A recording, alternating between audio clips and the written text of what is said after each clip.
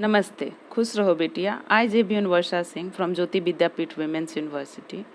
In today's session, we will see the first come and first serve CPU scheduling algorithm.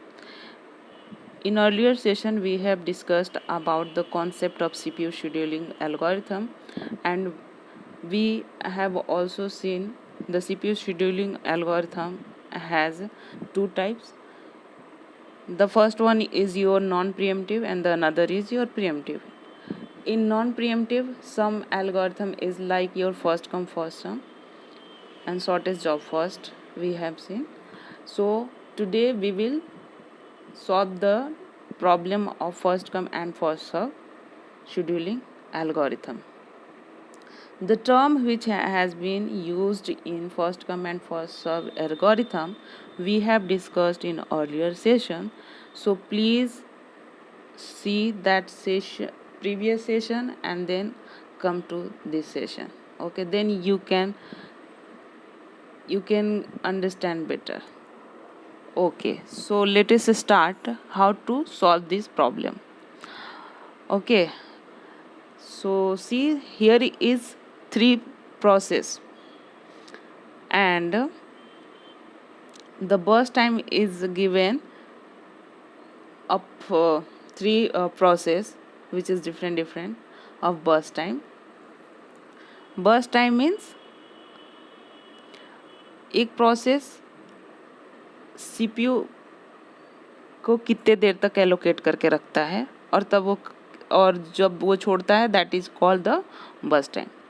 यहाँ condition है कि आपका जो process है उनका अराइवल टाइम 0 है. मतलब ये एक टाइम पे तीनों प्रोसेस रीच कर गए हैं कहाँ, रेडी स्टेट में है. अब इन्हें रनिंग स्टेट के लिए रनिंग स्टेट में इनको एंटर करना है. तो यहाँ पे जो इसका नाम है first come and first serve, जो पहले आएंगे लाइक क्यू वैसे इसको सर्विस मिलेगी. ओके, तो पहले आपका P1 है. ठीक है, suppose that the process arrive in the order P1 P2 P3. तो हम यहाँ पे गैंट चार्ट यूज करते हैं for schedule this process. Okay, so देखिए यहाँ पे हमने गैंट चार्ट बनाया.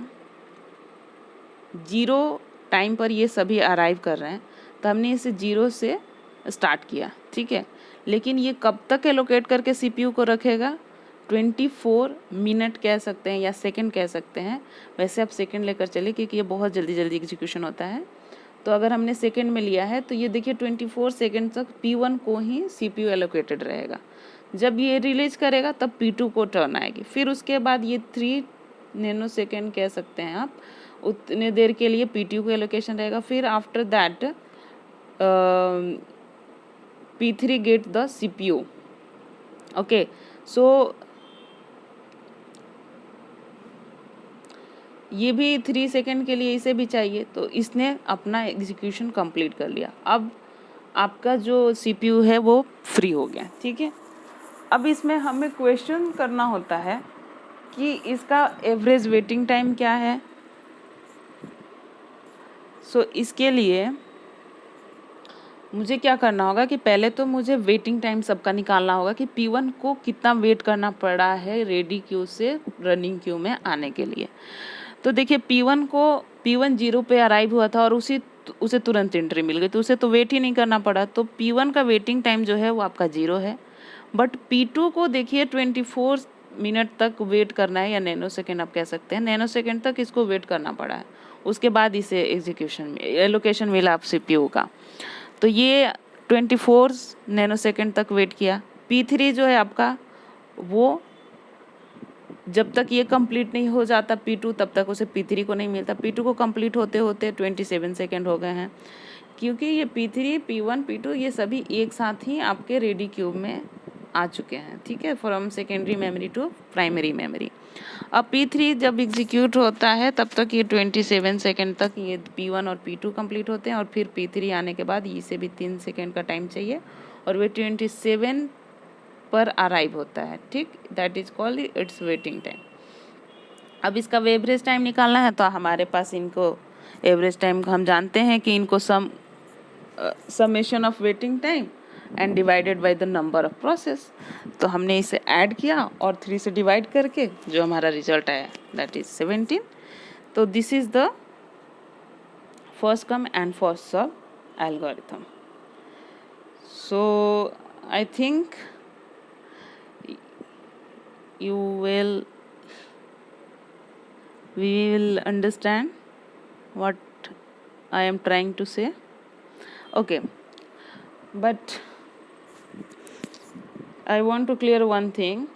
आपको ऐसा नहीं, आपको देखिए ये जो हमने P1 P2 P3 दिए हैं ये तो इसकी आईडी है काइंड ऑफ, ठीक है, प्रोसेस आईडी हमने एक नाम दे दिया है। यहाँ पे ABCB हो सकता है, कुछ भी हो सकता है, तो आपको इस चीज़ से मतलब नहीं रखना है। अब ऐसा नहीं हो कि अगर P2 पहले आया, P1 आया, P3 आया तो आप कंफ्यूज हो जाए।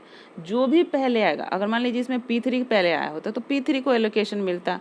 मतलब देखिए जैसे कि ये क्वेश्चन है, P2 पहले आया है, फिर P3 आया, फिर P1 आया है, तो मैं P2 को पहले एग्जीक्यूट कराऊंगी क्योंकि फर्स्ट कम फर्स्ट सर्व, ये तो हमने सिर्फ नाम दे रखा है ना प्रोसेस का, P1 P2 P3, तो पहले हम P2 को एग्जीक्यूट कराएंगे और सेम एज इट इज़ वही प्रोसेस इसमें भी अप्लाई करेंगे जो हमने उसमें किया है। तो पहले P1 3 सेकेंड के लिए एग्जीक्यूट होगा, P2, और फिर उसके बाद P3 का भी टाइम बर्स्ट टाइम कितना है 3 है, तो वो भी 3 सेकेंड के लिए करेगा और यहाँ पे ये 6 पे जाके कंप्लीट होगा। बट P1 को आपका 6 सेकेंड तक वेट करना है क्योंकि P1 आया है आपके 3rd पोजीशन पे, तो यहाँ पे आपका P1 एग्जीक्यूट होगा अब लास्ट में। अब देखिए यहाँ पे भी सेम ही उसका एवरेज वेटिंग टाइम है, सेम एवरेज वेटिंग टाइम नहीं है।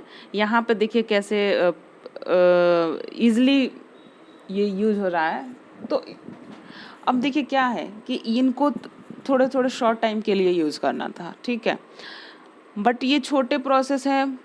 अगर यहाँ पे P1 जो है आपका बहुत बड़ा, इसको बहुत देर तक के लिए एलोकेशन चाहिए था CPU का, लेकिन अब आप खुद सोचिए कि P1 को तो एंट्री मिल गई CPU में, ठीक है, लेकिन रेडी क्यू में अभी भी तो P2 और P3 हैं और वो तब तक रहेंगे जब तक कि P1 CPU को रिलीज़ नहीं कर देता, तब तक ये रहेंगे।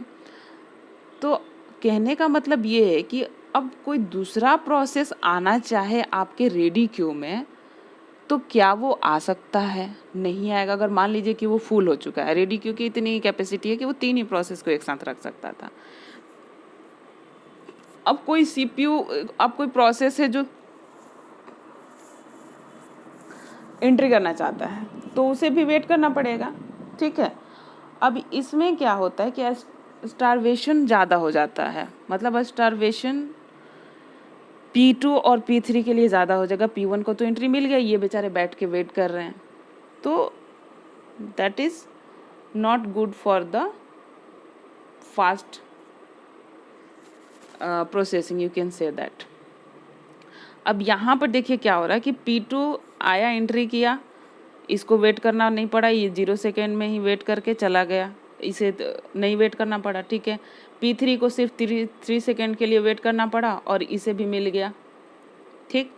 तो इससे क्या हुआ ना, आपका जो रैम है, जो रेडी क्यू आपको पता है ना कि रैम में होता है, तो ये रेडी क्यू से 2 प्रोसेस खाली हो चुके हैं। अब तीसरे का टर्म है जिसका बर्स्ट टाइम ज़्यादा है 24 सेकेंड तक के लिए। अब इसे 6 सेकेंड पे तो 2 प्रोसेस एग्जीक्यूट होकर निकल गए, रिलीज़ कर दिए रैम को। अब 2 और प्रोसेस आ सकते हैं ना आपके रेडी क्यू में, तो यहाँ पे रिलीज़ रैम को बहुत जल्दी से फ्री हो गया, ठीक है। तो यहाँ पे और भी प्रोसेस आ सकते हैं। इसका ये फ़ायदा है कि अगर हम छोटे प्रोसेस को पहले करा दें एग्जीक्यूशन और फिर लंबे प्रोसेस जो बहुत देर तक जिसको चाहिए, जैसे सपोज आप मॉल में जाते हो, ठीक है, किसी ने सिर्फ 2 बिस्किट का पैकेट ख़रीदा है, किसी ने सिर्फ 3 चॉकलेट ख़रीदा और किसी ने पूरे घर का 1 मंथ का सामान ख़रीद रखा है। अब वो बंदा आपके सामने जब खड़ा हो जाता है बिलिंग कराने के लिए, तो आपको उतने देर तक वेट करना पड़ता है ना, आप परेशान होते हो। फिर वो जब वेट करा कर वो जब चला जाएगा, और मान लीजिए कि लाइन में खड़े होने का सिर्फ 3 लोगों का ही जगह है, तब तक हम लोग सभी वेट करेंगे जब तक कि उस बंदे का कंप्लीट नहीं हो जाए, है ना। तब तक ट्रैफिक लगी रहेगी, पीछे भीड़ रहेगी। लेकिन अगर वो बंदा मुझे एलोकेशन दे दे, मेरे पास सिर्फ 2 बिस्किट के पैकेट का बिलिंग कराना है, तो मैं वहाँ से फ्री होकर निकल लूँगी। फिर जिनके पास कम और सामान है, वो मान लीजिए कि किसी के पास 3 है, तो फिर वो भी निकल जाएगा। तो 2 लोगों का तो जगह, 2 लोगों की एंट्री और हो सकती है ना उस लाइन में खड़े होने के लिए। तो फिर ये जो जिनके पास ज़्यादा सामान है, जो 1 मंथ का सामान लेकर बंदे खड़े हैं, उनको मिल जाएगी, ठीक है, और फिर वो चला जाएगा। ऐसे हम लोगों को, बिकॉज हमारा मोटिव क्या है कि हमारा रैम ज़्यादा से ज़्यादा फ्री हो, ठीक है, इसलिए हमें ये सारे एल्गोरिथम लाने की ज़रूरत पड़ी। तो इस प्रॉब्लम को देखते हुए एक और हाँ, इसमें एक और चीज़ है इम्पॉर्टेंट, आपको देखना होगा कि देखिए यहाँ पे एवरेज वेटिंग टाइम कितना आया, 3 सेकेंड, वहाँ कितना आया था आपका 17, कितना ज़्यादा फ़र्क पड़ा। That is called Conway effect. इसको हम लोग कॉन्वे इफेक्ट कहते हैं। Short process behind long process, that is called Conway effect. मतलब कॉन्वे इफेक्ट ये तब होगा जब आपको शॉर्ट प्रोसेस को वेट करना पड़ रहा है लॉन्ग प्रोसेस की वजह से, ठीक है, that is called Conway effect. ये आपका शॉर्ट ऑब्जेक्टिव टाइप क्वेश्चन में कभी कभी ये आ जाता है, ठीक है। तो आपको याद रखना होगा कि कॉन्वे इफेक्ट किसको कहते हैं, ठीक है। मतलब ऐसा हो सकता है कि ऐसे क्वेश्चन बने कि इन विच शेड्यूलिंग एल्गोरिथम कॉन्वे इफेक्ट अकर, ओके। तो आपको ये ऑप्शन दिए रहेंगे, आपको इसमें आपको याद रहेगा, तब आप टिक लगा सकते हो, है ना। अब इस प्रॉब्लम को ओवरकम करने के लिए शॉर्टेस्ट जॉब फर्स्ट आया, इसे हम नेक्स्ट सेशन में देखेंगे, okay. I hope we will understand this, and I hope you will try to solve this problem and another problem from your referral book. And but if you any query regarding this problem, please comment below. I will try to solve in next session. Thank you. This digital version 2.0 is provided by Jyoti Vidyapeeth Women's University. Thank you.